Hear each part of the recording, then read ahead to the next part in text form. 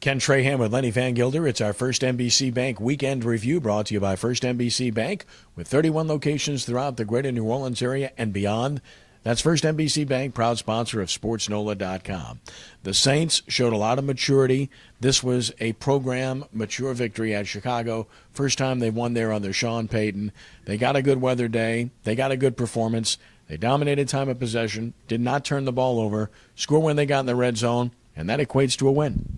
Those are the kind of things you got to do to win on the road, to win in not great conditions. I mean, certainly the sun was out, but the footing was an issue. It's amazing how the NFL allows that to happen with one of their playing surfaces and not tell a team that you've got to maintain a standard. But that's a story for another day. Still in all, it was a workmanlike performance is probably the best way to explain it. You know, Drew Brees was outstanding. Did he throw for 300 yards? No. First time in 10 games now he has not done that. But all in all, you make it an all-around solid effort and 5-0. Well, Brees would have had 300 if Kenny Stills doesn't have a drop late in the game. But stats don't matter. Winning does matter. That's the stat that matters for Drew Brees. And this defense, first 5 possessions, they got a turnover and they forced 4 punts, really set the tone. And even though they gave up yards in the second half and points late, final analysis, they gave up 18 points. And when you give up 18, you're going to win if you're the Saints. Yeah, it's actually that's a season high, I believe. So it's it's been an outstanding performance through 5 games for Rob Ryan's defense. And he did some additional things yesterday that we hadn't seen up until now. He's done some things with formations and such, but really turned things up a little bit. We saw some of those double safety blitzes that really confused Jay Cutler, especially early in the game. I think they made some adjustments after that, but the fact is it put Chicago in a difficult situation, forced that turnover deep in their own end, which turned into points. So those are the kind of things you want to be able to do defensively. You like to have some, have some cards that you're holding on to that you can unveil on someone that they haven't seen yet, and that's exactly what happened on Sunday. Yeah, but go on to New England now to face a Patriots team that got beat at Cincinnati and looked bad offensively in the process. Tom Brady's only completing about 50% of his passes, just 7 touchdowns, 3 interceptions. This is not the same Patriots offense, although they might get Gronkowski back. At least he's saying this was the game he was targeting. Let's see if it ends up happening.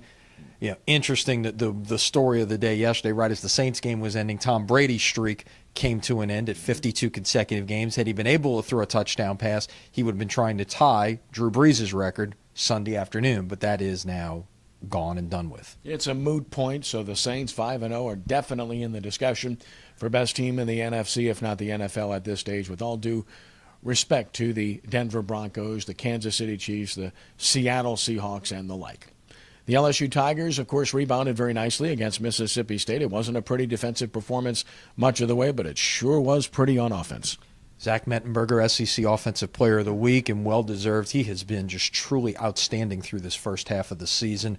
He's got weapons on the outside, and Landry and Beckham, and using those guys very effectively. Did it again on Saturday, and, talking about the LSU offense and the Saints defense. It's amazing how things have changed in a year's time, haven't they?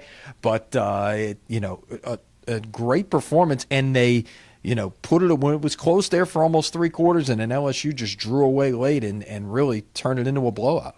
Odell Beckham Jr. leads the nation in all-purpose yardage, so he continues to shine. And, of course, LSU played some younger players on defense, and I think we're going to see more of many of those guys, whether it is a guy like Robinson, whether it's a guy like Thompson, whether it's a guy like Beckwith. I just think we're going to continue to see more of those younger players given the lack of success they've had. Yeah, and that's what happens. If certain guys aren't getting it done on the field, you try other guys. At the college level, you can't cut people and go sign people off the street. It doesn't work that way like it does in the NFL. But what you can do is give some of those younger guys an opportunity, perhaps guys who are on the second unit and getting some lesser snaps, or guys maybe you were even thinking about redshirting and you take the red shirt off of them. But it's it's a breath of fresh air, so to speak, when you get those guys in there and give them a chance to see what happens. Florida comes calling on Saturday at Tiger Stadium, afternoon game, and LSU has revenge on its mind.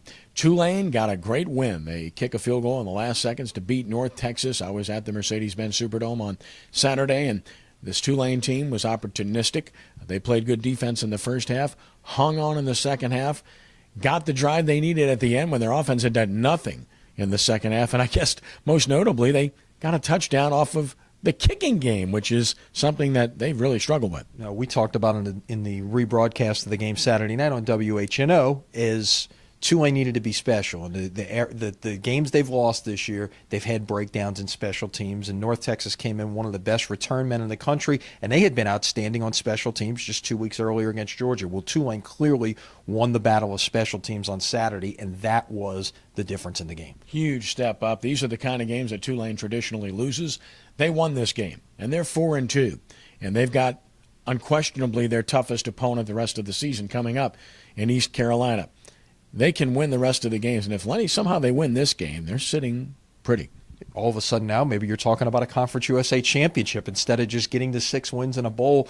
The whole discussion may change, and this is a huge game for a number of reasons. I mean, you talk about that, that potential championship discussion, and this is the kind of game that would be that next step for a program. And every program has that defining moment. You never know when it's going to come. This has a chance to be that defining moment for Curtis Johnson's program. And, of course, high school football, you can read about it galore at sportsnola.com. New Orleans Quarterback Club luncheon, noon on Mondays at the Cannery, 3803 Toulouse Street in New Orleans. You're welcome to come. You can watch the videos at sportsnola.com from the events. $20 for members, $25 for non-members. And, of course, Sports Noah TV, Monday night. It's a special start time at 5 p.m. In fact, our entire sports block moves up an hour from 4 to 6 this week, so make the adjustment. Yeah, check us out. All the shows you're used to seeing at 6 o'clock every week will be at 5. And we're going to cap off the week with the greatest rivalry in Louisiana high school sports, Jesuit Holy Cross meeting once again, and we'll have it live Friday night on WHNO Channel 20 at 7 o'clock. As well as at sportsnola.com. So check it out. Go to the game. Bring your computer. Check your iPhone out. Watch the game. Enjoy yourself, and then watch over and over again. Look, you'll enjoy it. It's a lot of fun, and it's a great rivalry, and we have fun bringing it to you. So that's a wrap. This has been our First NBC Bank Weekend Review, brought to you by First NBC Bank with 31 locations throughout the greater New Orleans area. That's First NBC Bank, proud sponsor of SportsNoah.com. Lenny, have a great week. Good to talk to you. We'll see you later this week. And we'll talk to you later on in the week. For Lenny, I'm Kenny, and God bless you.